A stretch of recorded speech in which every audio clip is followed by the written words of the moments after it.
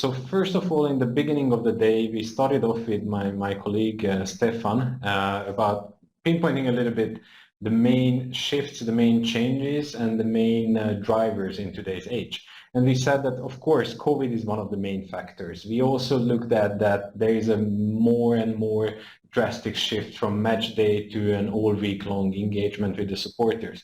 And we also seen that this is paired up with a consumption change. So supporter expectations are changing, and therefore also the sports organizations need to adapt. And well, this has, together with COVID, implications on their revenue streams as well. Hopefully, the disruptive force of COVID will actually lead to a more sustainable revenue stream. But that is yet to come, and we all know that in the future the commercial and data strategy will go in together. So let's see how the different sports organizations are taking this opportunity, and they are going forward with this. And then, as the second session that we had was with Hoshadar, who is the head of digital at Mumbai Indians, the biggest cricket team in India. And as we've seen in his video, the most engaged and most viewed sports organization globally. And we learned that they have 25 million followers on social media, but compared to that, they have a significantly lower number of people that they actually can control in their databases. So we discussed a lot about the shift from third-party data to first-party data, from being dependent on social media platforms and advertising revenue or advertising spend versus your own databases versus personalizing and targeting the people with the right type of messages.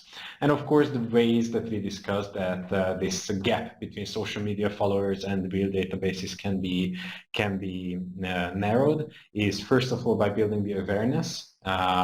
We need to know, and the people working at different sports organizations need to know what's out there, what the potential is, because if you just live in the bubble, it's really hard to see outside and see what others are doing and how it can be done, how it could be done a little bit better.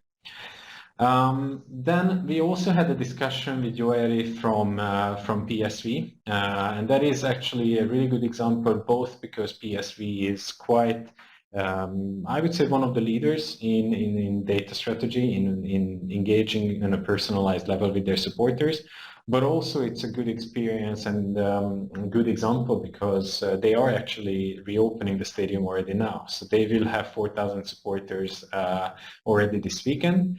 And that has given us some good insights on what to expect. So as we discussed with you already, the season ticket sales, for example, will look very different. We might need to identify new types of models. Instead of having this fixed one-year package, we might need to be packaging a little bit more tailored by what people are interested in. We might need to create subscription models.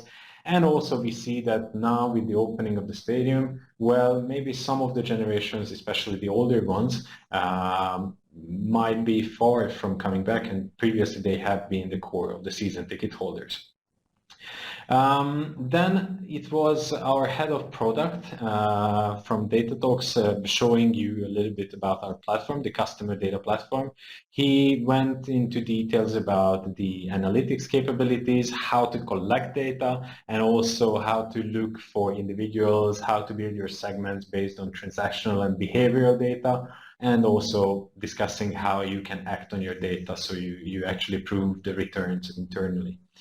Then following Pantelis, we had Panagiotis from PAOK, who is a clear digital disruptor in the football tech industry because of their OTT. So they are an award-winning OTT club. They have broken out of the traditional TV broadcasting deals, and they started broadcasting their matches online on their own platform, which has really created a lot of upside, a lot of pay-per-view revenue, but also new types of revenues in new types of subscriptions. And well, the way to it, as he explained, is really rebranding and creating a story. So if you create your own story and you manage to really be a digital innovator in that sense, then the supporters will follow you. So the numbers prove the invested efforts. And after lunch, we continued with a session with the Deputy General Secretary of the Swedish Golf Federation, who described the landscape of golfers. We've been discussing how we keep Sweden golfing. We see that golf has been very popular, and most of the golfers are a little bit older, or middle-aged people at least. But the number of golfers has been declining up until last year, up until the COVID year. And since, well, that's an outside sport, they could stay open all year long. So they have seen a drastic increase in golfers. But they also see that every year the number, there is a dropout rate, a significant dropout rate from the golfers.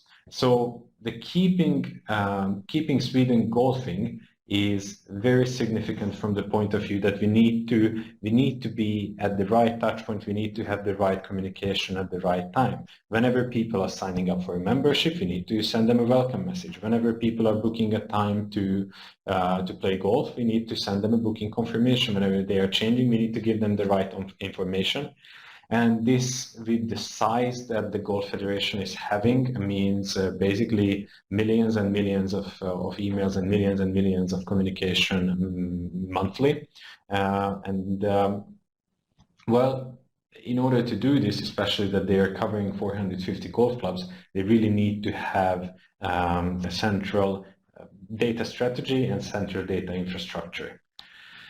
And then, last but not least, we had Fiona Green, a speaker from Winners, a consultancy firm, and Fiona is actually, well, kind of a role model for me in a sense of sports data, and she has really proven the way of transforming sports businesses from being very traditional and manual into data-driven, both in their operations, in their strategies, and also in their technology stack. She explained that, well, data forms people's mindset. There is targeted marketing. We need to provide the right message to the right audience on the right channel and the right time. And also, she was discussing that decisions internally needs to be more and more based on the data. And then she also went into details on how to select the right vendors, and then also like that it's not about technology first, but it's more about the strategy first. So once you have the strategy, then you can define your goals, then you can match your goals together with the vendor. And the vendor, well, it could be that you have a need for something small and you meet a salesperson who talks something very big and flashy. So you kind of move to that. But it could also mean that maybe if you do the right kind of selection criteria, you buy exactly what you need. And one thing that was very interesting is like this pyramid that she showed with the data sources available in the foundation, then the CDP on top, the analysis level on top, and then the activation, the campaign tool on top of the pyramid. I mean, all are essential, and all together gives the combination that the rights holder really has. And with that said, we actually have covered the whole day in a 5-minute summary. I'm really grateful for your presence, for your listening, for your questions. And if you feel like, I'm happy to discuss data, happy to discuss ports, happy to discuss CDPs with you. So you can find us on our LinkedIn pages. You also see my email address in the chat. And I would like to wish you a great day.